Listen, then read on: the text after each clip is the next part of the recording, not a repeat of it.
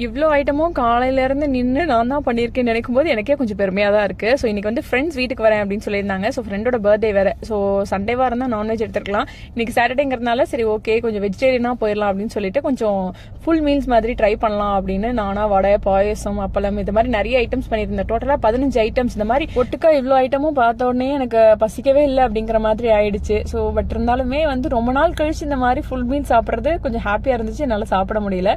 So அதுக்கப்புறமா evening வந்து சரி கோயிலுக்கு போயிட்டு வரலாம் அப்படின்னு சொல்லிட்டு இங்கே நியர்பை இருக்க ஒரு விநாயகர் கோயில் போயிருந்தோம். எனக்கு என்னவோ இங்கே போனால் ஒரு பர்சனல் கனெக்ட் இருக்கும். நான் எப்பவுமே சொல்லியிருக்கேன், ரேஸ் கோர்ஸில் இருக்கு இந்த விநாயகர் கோயில், 108 விநாயகர்.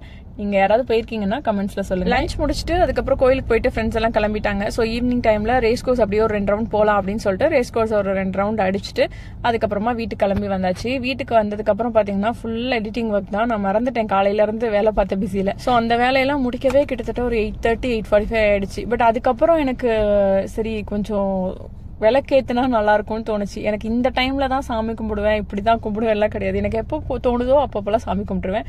ஸோ ஈவினிங் வந்து ஒரு 8:30க்கு மேலே தான் சாமிக்கு விளக்கேற்றி சாமியெல்லாம் கும்பிட்டுட்டு இன்னைக்கு இன்னும் பக்திமயமா போச்சு டே.